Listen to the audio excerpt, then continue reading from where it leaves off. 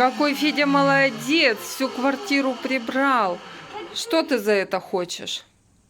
Хотел себе. Может, денег заплатить тебе? Нет? Мне бы заплатить, короче, себе вот.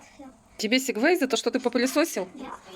Нормальное желание. Мне надо лайки и подписки. Подписки и лайки. Это. Пусть подписываются на твой канал, да? Да.